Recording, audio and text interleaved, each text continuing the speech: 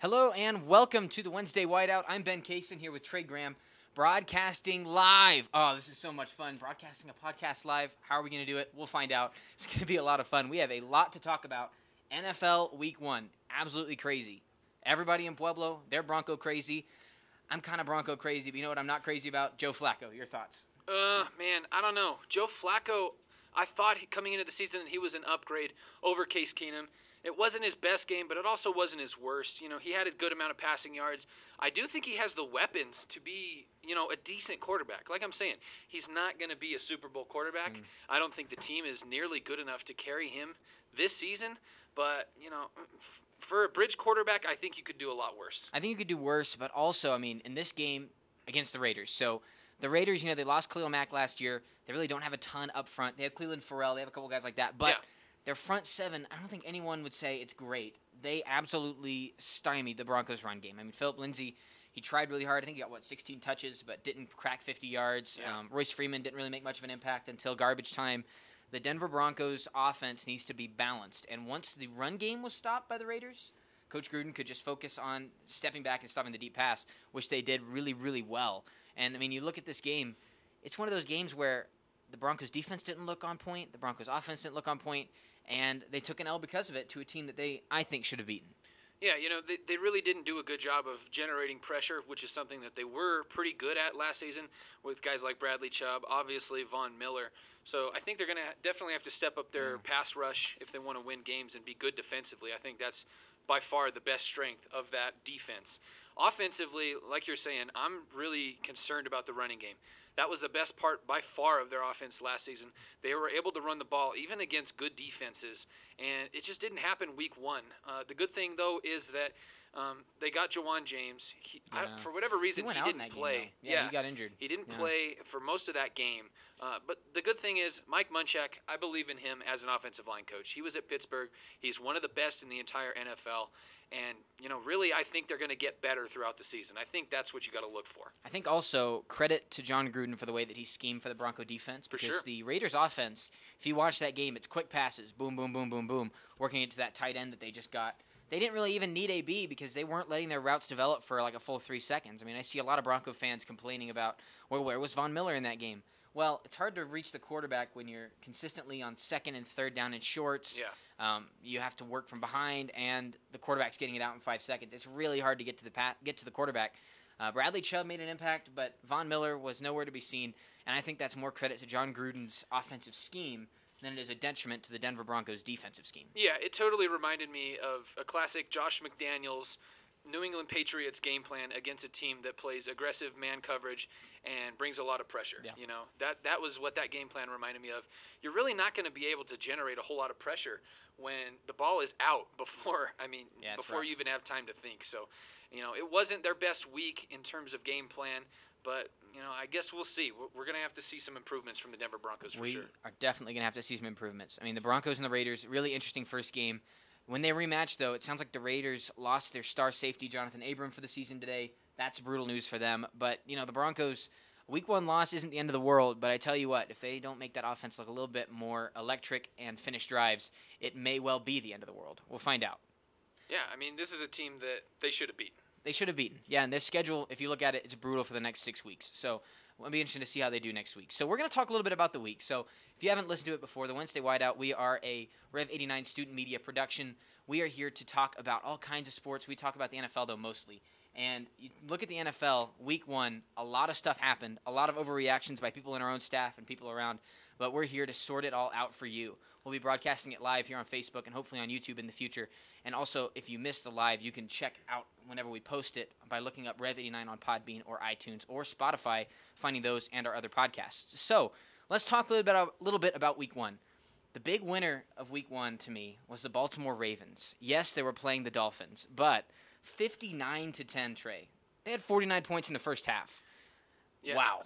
They absolutely dominated, especially offensively. I don't think I've seen Lamar Jackson throw the ball that well in his career, even in college. And that's always been the biggest question for him. But what did he have, 5 passing touchdowns? Yeah, it's crazy. The dude was insane. He was hitting his deep throws. He was being accurate with his passes down the field. That's the thing that was most impressive to me.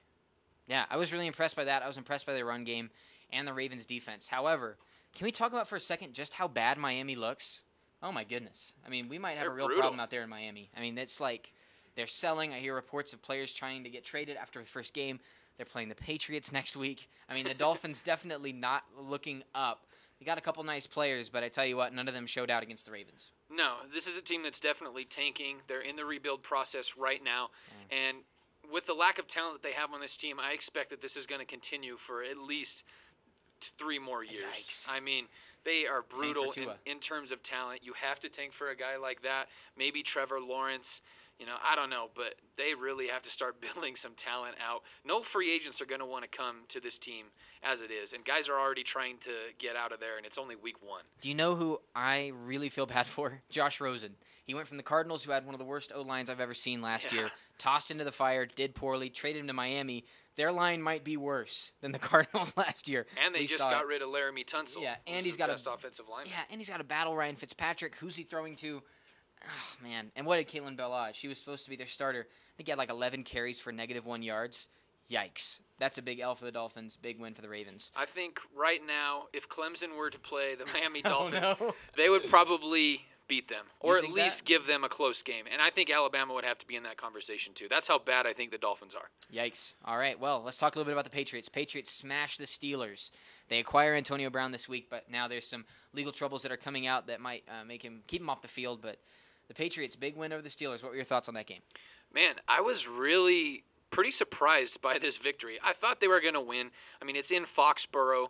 Obviously, the Patriots are coming off of a Super Bowl victory, and their roster was still there for the most part, minus obviously Rob Gronkowski, but they still have a lot of talent on offense. They've got a great offensive line, and their defense is led by probably one of the greatest defensive coaches of all time in Bill Belichick. The greatest, I'd say. Yeah, I would definitely agree with you. So, I mean, I definitely expected them to win this game.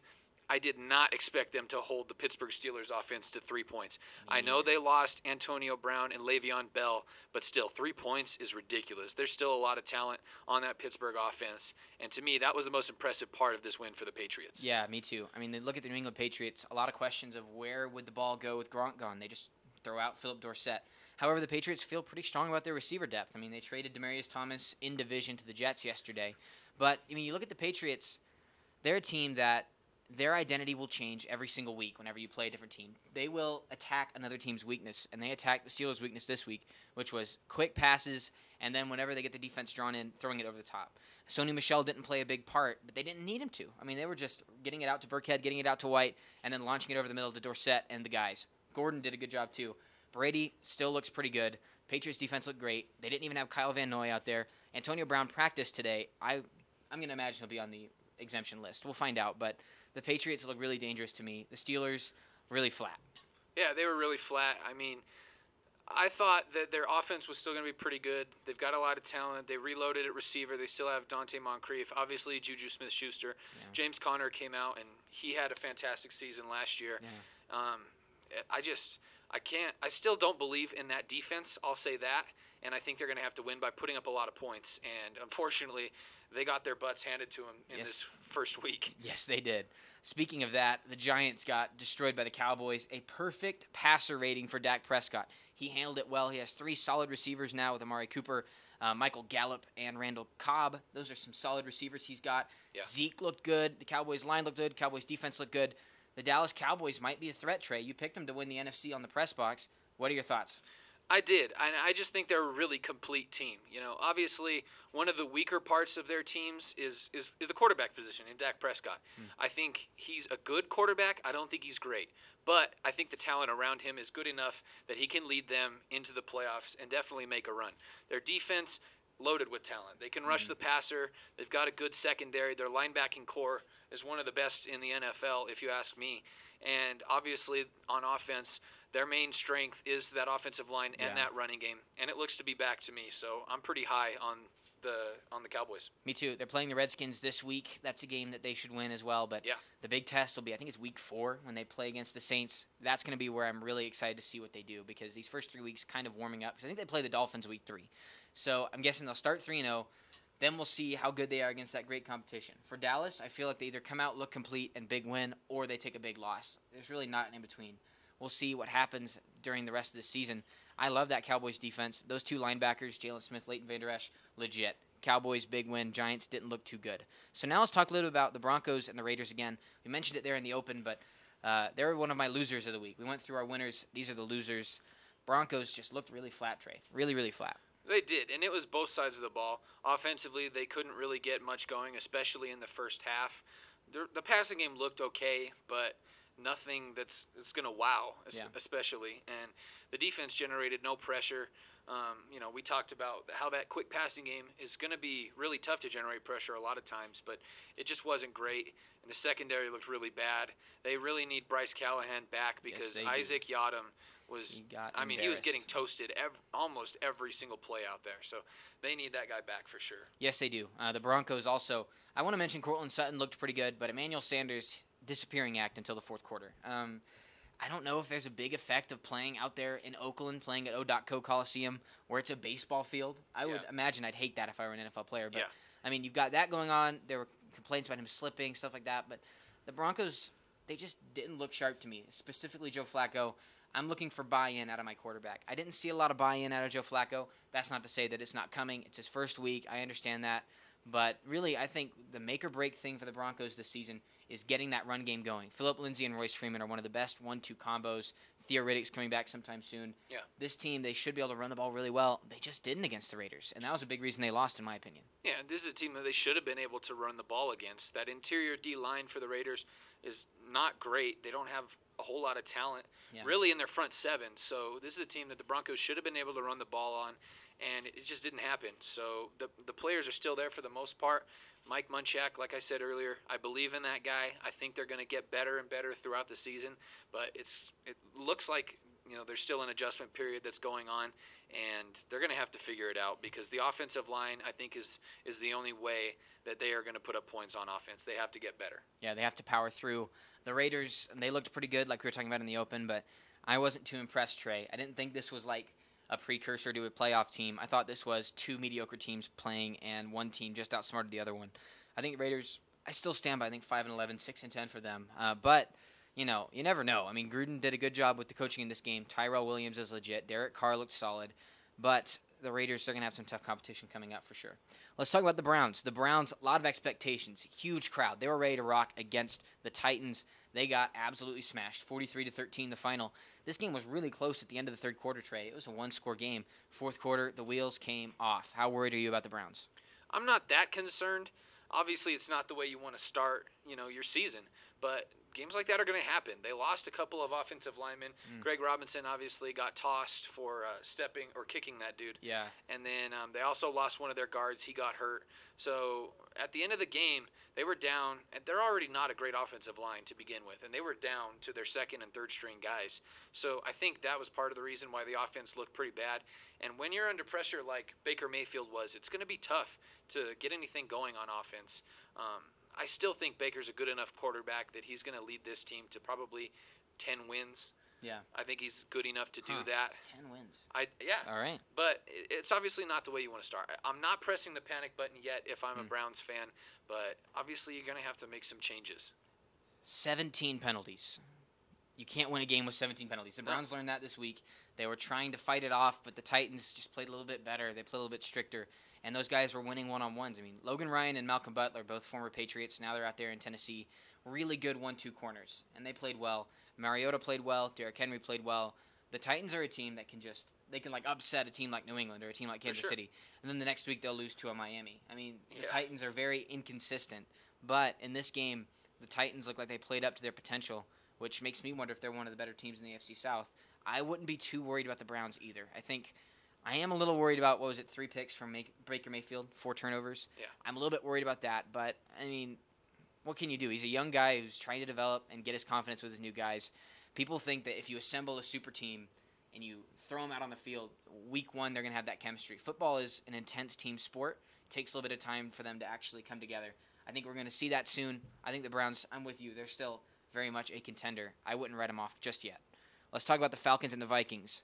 Vikings dominated this game. The final score was 28-12, but, I mean, if you watched it, it really wasn't a game from the second quarter on. The Vikings were just playing really, really well on defense and offense. Yeah. What do you think about this game? For me, looking at this game, I like where the Vikings are at. Last season, I expected them to be good, and they disappointed. They were an inconsistent team last year. They played hot and they played cold. They couldn't win really big games. I think that's not all on Kirk Cousins' shoulders, but it looks like they got a little better this season. I like what they had in the draft. I think their offensive line is going to be a little bit better. Yeah. Dalvin Cook looked great. He looked really good. He's a bright spot, definitely, for the Minnesota Vikings. He's a guy that has always had great potential. Every year, it seems like he's getting mentioned as a guy that's going to break out, and then he's just not able to stay healthy and stay on the field. So if he's able to stay healthy, I expect this team to be a contender in the NFC for sure. I'm looking at Everson Griffin as another guy who impressed me. I don't know if you watched this game, but at left defensive end position. Last year he had some mental problems. He had some issues. He was trying to get himself going. He didn't really have a good year. This year he seems back and fully committed. He was wreaking havoc all game. That guy, he's a big add on that defensive line. Their secondary out in Minnesota, really good. Xavier Rhodes and Trey Waynes are two of my favorite corners. The Vikings, last year, disappointing 8-8 year, following a 12-4 year with Case Keenum as their starting QB. Kirk Cousins is a big improvement. So, we didn't see it last year, but I really do think this team's a playoff team. Like I said on the show, they really are a solid group, so I cannot imagine this team playing badly over and over and over again like they did last year against big teams. A nice start here. They really flummoxed Matt Ryan. He really, really struggled, if you watched him. He was desperate. He was struggling to avoid the sack. They were absolutely embarrassing that line. I loved it. They were playing really good out in Minnesota. Falcons may have some issues. Their line didn't look good, and as always, their play calling in the red zone. What are you doing? Remember what? This has been an issue for 2 years, maybe even 3 years now. They cannot keep struggling in the red zone when you have Julio Jones, Calvin Ridley, Devontae Freeman, and more. Why is this such a problem for them? I don't know, but it's a big problem for them to address. I think you basically have two plans when you get into the red zone if you're the Falcons. You're handing the ball off to Devonta Freeman. That guy, he's not the biggest back, but he's got a lot of power. He's got a lot more power than you would expect. You're giving the ball to him, or you're throwing fades to Julio Jones. Yeah. I think those are your two options. Both of them are talented players, and they're going to put up points, but you got to give them the opportunities. Yeah, you do. The Falcons, they just haven't looked the same to me since that Patriots loss in the Super Bowl. Demoralizing. Yeah, it's demoralizing. It seems to have sapped all the life out of this franchise. You know whose seat is really hot? Dan Quinn. Absolutely. I like him as a coach, but you got to kick things into gear this year. They missed the playoffs last year. This team, they should be winning on paper. I know Arthur Blank, he's not very patient as an owner, so I would expect he's thinking about that move. Dan Quinn kind of coaching for his coaching life here. So let's move on to the next segment. So week 1 happened, a lot of overreactions around the league. So we've got some overreactions. Me and Trey are going to be talking about buying or selling them. So if you're buying them, you're agreeing. Selling, you're disagreeing here on the Wednesday Wideout. So Lamar Jackson, big performance. Is he an absolute stud quarterback? Are you buying in? No, I'm selling this one. I think he has a lot of talent, especially as a runner, but I don't yet believe in his arm. I think he still has to work on his accuracy and consistency. Those are the two main things that he has to get better at. You have to be able to pass in the pocket, and the consistency I don't know if it's there yet. Yeah. Obviously, this is a great start to the season, and he was hitting his down-the-field throws with great accuracy. But to me, I got to give him 4 or 5 more games and see that in every single game for me to think that he's an absolute stud. I'm going to sell as well. You look at Lamar Jackson, basically all of his flaws were kind of laid bare in that Chargers playoff game where they had 6 or 7 defensive backs in that were playing up, and they were just faster on the field. And I expect teams with a little bit better personnel to make that adjustment still. Lamar Jackson didn't really have to overcome much. The Dolphins, they played terrible. That's the way it was. But still a nice start for Lamar Jackson. He's a guy I liked a lot in college. The question will be, can you make accurate throws into tight windows? He did some of it this week. Can you do it consistently? We'll find out moving on. All right, are you buying or selling that the Bears' offense is terrible? Only 3 points against the Packers. Yeah, I'm selling this, especially because I think the Packers' defense is much improved over last season. I don't think that the Bears' offense is great, but I think Trubisky is a really inconsistent quarterback, and when he plays well, that offense is solid. I'm not going to say they're one of the top offenses in the NFL, but they're definitely not terrible. So it all comes down to the quarterback play of Mitch Trubisky. He wasn't great week 1, and that's why they looked so bad. I am buying. I think that this offense really is not going to get much better. Tariq Cohen, he's not a number 1 back to me, and I didn't love what I saw from David Montgomery. Yes, it's the first week, but those are guys you need to get a run game going when you play football in Chicago. It's cold. You got to get things rocking in the NFC North. Mitch Trubisky, yikes. I mean, yikes. That's all there is to say about it. That's it. You took Mitch Trubisky, you traded up and took him before Deshaun Watson and Pat Mahomes in that draft. Yikes. Did not look good in this game. Yes, it's one game, but, I mean, it just – he didn't look like a competent NFL quarterback when he needed to be. His throws were all over the place, didn't look confident. The Bears' offense looked really, really bad. I mean, the Bears' defense, what else can you ask from them? You hold Aaron Rodgers to 10 points and you lose? Brutal. I'm going to buy right here. I don't think that the Bears' offense is good at all this year. Let's move on. Let's talk a little about Matt Ryan. Seth Six in our sports crew has been saying Matt Ryan's terrible after we let him down and pick him. Your thoughts. Matt Ryan, is he a terrible quarterback? No, not at all. This is a guy that has done it consistently. He's put up, 4,500 yards, 30 touchdowns, 10 picks every single season. If you're doing that pretty much every season, you're an above-average quarterback for sure in the NFL. Obviously, it wasn't his best week. They were getting a lot of pressure, so he wasn't comfortable in the pocket. And that's what's going to happen. That's basically the way to beat any quarterback in the NFL. Get pressure on and make them uncomfortable. And that's the way it was for Matt Ryan in this first week. He's got a lot of talent. There's a lot of weapons on that team that he's going to be able to get the ball to. Yeah. I'm not buying it that he's terrible. Yeah, I'm not buying it either. I think Matt Ryan is a guy who's proven over the years that he is a consistent quarterback, a lot like Trey is saying. Just a rough matchup, rough week, where the guys around him didn't really perform. And he didn't play well either, to make that clear. But you're overreacting on 1 week when you have, 9 years of tape of him being just a pretty good NFL quarterback. I wouldn't put him as a great quarterback right now, but I think he's a pretty good quarterback. Definitely top half, maybe even borderline top 10 for me in the NFL. All right, so let's talk about the Chiefs. Tyreek Hill went out early in this game. Shoulder injury. Sounds like he'll be out 4 to 6 weeks. Didn't really matter in the grand scheme of things. The Chiefs absolutely pounded the Jaguars with Sammy Watkins and the rest of the guys. So, Trey, are you buying or selling that the Chiefs don't need Tyreek Hill to put up big points week in, week out? I'm buying. I think they have a lot of talent on this offense besides Tyreek Hill. Their running game looked good. They were able to move the football. I think Damian Williams and LaShawn McCoy are a good 1-2 combo at running back. They still have Sammy Watkins, Mecole Hardman, I think is going to be decent. Me too. And obviously one of the best matchups, for them every week is going to be Travis Kelce. They still have all those guys and Patty Mahomes leading that attack on offense. They're still going to put up massive points and, probably be on the verge of 400 or 500 yards every game. So the X factor for me is Mecole Hardman. I'm also going to, I think I'm probably going to, I don't know, it's tough. I think I'm going to end up selling here. I do think that this team is a lot better with Tyreek Hill involved. Tyreek Hill has a lot of speed. He can take things out over the top. He's an impressive wide receiver. And, you lose him, offense just a little bit less dangerous. I mean, yes, Mecole Hardman could really add that same thing, but Tyreek Hill is next level. Patty Mahomes is great. There's still going to be a good offense without him. Tyreek Hill brings him to the next level. I think you definitely need him. All right, Dolphins looked awful. 0-16, buy or sell? I'm buying. You're buying? Oh, my buying. Goodness. This is one of the man, I can't even explain how bad they are. They just have no talent. They don't have talent. It's a new coach. The players are clearly not bought in to that system. Like we said earlier, I think right now if the Clemson Tigers were to play them, they would beat them. That's how bad I think the Miami Dolphins are. Now, you can always have good weeks and get lucky. Maybe you force 3 or 4 turnovers, and that's going to put you in a good position to win, any football game. Yeah. But for now, I'm buying it. I think they don't win a single game. Okay, I'm going to sell. I think this team will win a couple games. I think 2-14, 1-15 maybe. I don't think they go 0-16. I think they're able to steal one because they play 4 games against the Bills and Jets. I think those are games they can steal. They play a last-place schedule from last year. There's some teams they can beat. I bet they get lucky 1 week. But it's just bad we have to talk about them on this maybe being a thing that could happen. All right, so let's talk about the Chargers. Austin Eckler went off. Are you buying or selling the Chargers don't need Melvin Gordon? I'm selling.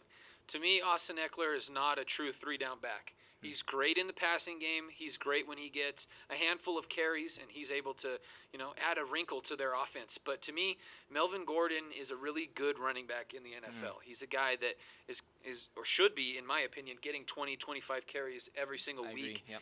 And, I don't know how much in the long run it's going to hurt their offense, but I think they need to get him back. I think he's a true 3-down back in the NFL, and Eckler is more of a gadget-type player. I agree. I'm selling as well because Melvin Gordon is the next-level talent.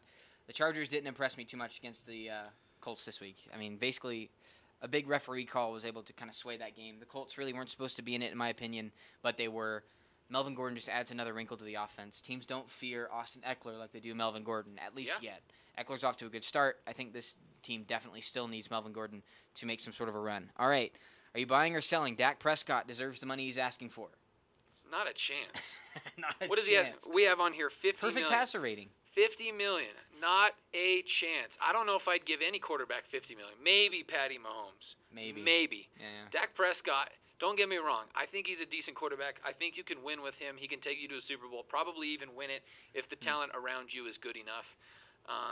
But he's not worth 50 million. And yeah, that's all I can really say about it. I can't agree with you more. I think I'm going to sell here too because Dak Prescott, you look at him, he's Dinkin' Dak. That's what I call him. I mean, until he gets bigger wins where he really carries the team, he's kind of those guys. He's in that class with me of like Kirk Cousins. Yeah. He's a guy that I agree. Team you can win a Super Bowl with, but he's not going to be the driving force that wins you a Super Bowl. And you're right. If you're going to give a quarterback that kind of money, you got to have like a Patty Mahomes, Jared Goff, Tom Brady, somebody who can carry a team to a title. And not only maybe not Jared Goff. Not but, only that, but when you're giving your quarterback that much money, it's going to make it so much harder for you to acquire and keep the talent around him that he needs to be successful. So, if it's Patty Mahomes, maybe because you're good enough to, make a run with just that guy and a couple good wide receivers, but not Dak Prescott, not even close. Not Dak Prescott. All right, buying or selling. The Browns are terrible after a rough week 1. No way. I was really high on the Browns coming into the season. I still think they have a lot of talent, and that talent is still there. They have to remain healthy, obviously. They have to work out some kinks in that offense. To me, it's all about the offensive line. They're an offensive line that's not great, and they need everybody to be there and starting every week for them to be consistent at all. Baker was not good, but it's because of that offensive line, and I still think the defense has a lot of talent. So I think they're going to be all right, but they have to figure some things out. Yeah, I'm definitely going to sell. I don't think they're terrible. I think they've got to clean up these penalties, and they'll be back next week, try and get some wins. All right, buy or sell. Patriots are going to roll over the NFL this year, Trey. Oh, man. I think yes, but there's a caveat here. I think if AB is on the team and playing every single week, obviously that remains to be seen whether that's going to happen or not. I think for sure they roll through the NFL. They win the Super Bowl easy. Wow. Without him, I still think they're a Super Bowl contender, but I don't know if they quite roll through everybody like they did, with that 16-0 team. Yeah, I agree with you. I think Antonio Brown adds a different level to the Patriots offense if he's in there, but I don't think he's going to be. We'll see, but the Patriots, you look at this team, I really like what they have. I think that they're a really, really solid group, so I think that they're going to get some big wins, and I think that they will roll the NFL in the end. I do think there's going to be some bumps on the way. This team isn't a 16-0 roster. This is a 13-3 roster that peaks at the right time. All right, Flacco equals Fluco. Buy or sell? I'm selling this. I know he wasn't great week 1. I still don't think he's one of the better quarterbacks, in the NFL. He's definitely, lower to mid-tier. Yeah. But I don't think he's terrible. I think he's an improvement from Case Keenum. Although, let's be honest here, Case Keenum goes to the Washington Redskins. Looks good. And absolutely went off and almost won them a game against the Eagles. But still, I think as the season goes on, Flacco's going to adjust. I think the players around him are going to play a little bit better. And I think he's going to be definitely better than he was week 1. I'll buy Fluco. Joe Flacco didn't impress me at all in this game. He hasn't impressed me the last couple years. He just looks uninspired to me, guys. Yes, Bronco fans are going to hurt me for this, but the fact is that they need a quarterback who's bought in. I don't see Joe Flacco as that guy. I didn't see him as that guy in Baltimore. And that's when Lamar Jackson gets in. They win their final 6 games. They make the playoffs. I don't love Joe Flacco. I don't think he's that great of a QB. All right, so that's it for our first week reactions. Let's move on to our final segment. So then we're going to talk about fantasy football. Everyone loves fantasy football. My team, rough loss week 1. You got whooped. I got demolished. By what? 50, 60 points? 100 points. Ooh. I lost 190 to 90. For all of you out here who lost like that, I feel you. That was rough. But now we're going to give you some advice on who to add and drop this week to try and make your team better and sell off some pieces. So let's talk about it. Trey, who do you like to add this week? Right now, I'm adding Josh Jacobs. Josh Jacobs, Raiders. Yeah, this is one of my favorite guys. I thought he was going to be great coming into the season. He was an ultra talent at Alabama. He just didn't get the touches, I think, to show that. I think teams still knew that he was going to be great, but he just didn't get the opportunities to show how good he really was. This week, 25 touches, 2 touchdowns against a good defense, I think. I wouldn't say the Broncos are the best, but still, that's a lot of points against a decent defense. he's a guy that you should add if he's on your waiver. Okay, I'm going to tell you guys right now that you should add Jamison Crowder, especially if you are in a PPR league. Jamison Crowder had 17 targets, Trey. He caught 13 of them. That's 13 points, leaving out yards. This guy is kind of a favorite of Darnold already into New York. Not a big name, but he's going to get you some points because he's Darnold's favorite. Add him. All right, I'm adding Terry McLaurin. Oh. This is a kid that came out of Ohio State. He wasn't one of the big-name players at Ohio State, but, man, his speed is through the roof. He ran a 4.3 something, maybe even a little bit lower at the Combine. He's got ultra speed, and he went off this week. 5 receptions, 125 yards, and a touchdown. I don't know how consistent his quarterback play is going to be, so that's probably the one thing that concerns me a little bit about him. But if you need a good backup receiver that can come in and spot start for you, or you can start him at flex, pick this guy up. I'm picking up T.J. Hawkinson this week. Big tight end, kind of a Gronk-like guy for the Detroit Lions. They're trying to repeat the New England Patriots system. He's the Gronk in the new Lions. This guy's a big guy, got 100 yards receiving in his first game. Pick him up at tight end. Tight end's weak. Hawkinson's a good one. All right, and I'm picking up Marquise Brown. He's our last one. Hollywood Brown went off in Week 1. Well, let's be honest, the entire Baltimore Ravens offense went off in Week 1. But this guy had 147 yards, 2 touchdowns, only 4 receptions, though. So that concerns me a little bit. And, again, I'm not sure how consistent his quarterback play is going to be throughout the season. You would like to see him get more touches, but he was productive with the ones he got. I'm buying him. He's a big play guy. I like it. All right, let's talk about selling. If you have these guys, either drop them or if you have them, try and sell high. So I'm going to tell you a guy you should sell high on right now, Lamar Jackson. He is the love of everybody in fantasy. A 30-point game at quarterback. He can run, he can pass, but I don't think he's going to do either of them consistently throughout the season. Yeah. His value is at an all-time high right now. I'm not saying drop Lamar Jackson. I'm saying try and find someone in your league who is really high on him and trade him for some sort of more consistent asset. Lamar Jackson's value, all-time high this week. He is a sell. I'm with you. I like a guy like Kyler Murray a little bit better than Lamar Jackson. I think he's got a little bit more potential, more arm talent. I am selling Jordan Howard. This is a guy that was really productive at the Bears for a couple of seasons. Yeah. He got a lot of touches, and he was the biggest part of their offense. It was really run-oriented, but his role is going to diminish throughout the season, I think. I think guys like Miles Sanders are going to continue to get more and more carries. He looks really good. Darren Sproles is going to get some touches as well. Jordan Howard only had 8 touches in this first week. You're probably not going to be very productive if you're getting 8 touches, unless you're a guy like LeGarrette Blount that's getting a lot of carries in the red zone and a lot of potential for touchdowns. So Jordan Howard's a guy that I'm selling. I'm selling Philip Dorsett. He got a couple touchdowns here in Week 1 against the Steelers. We've been talking about the AB thing. If AB plays, he takes away those targets directly from Philip Dorsett. I think Gordon's going to take those targets away. I think the Patriots are building something with Jacoby Myers. I think that Philip Dorsett will end up being kind of on the outside. He has a little bit of a rapport with Brady. That's what they're starting off with. But as the season goes on, his momentum, I think, will definitely slow. I think you should drop him if you have him or trade him for something if someone will give you something for him because he scored, I think, 20-something this week because of those 2 touchdown catches. Don't love him for the whole season, though. Yeah, I'm selling Kenyon Drake. Oh. This is a guy that I've had on my fantasy football team a couple of times because he is kind of a versatile player at running back. He can catch the ball out of the backfield. He can run the ball. But, A, he's on the Dolphins. Yeah, which B, we hate. Yeah, we hate. B, his offensive line is terrible. And C, I don't think he's a true number 1. You're not going to give him the ball 25 times a game and expect him to just go off and be that consistent workhorse for the Dolphins, so I'm selling him. Yeah, and he's behind Kellen Ballage out there. And, running backs on awful teams, if you're getting blown out by 21, you're not going to run the ball as much. Yeah. So Kenyon Drake, we don't love him. And our final sell of the day, I want to talk about Royce Freeman.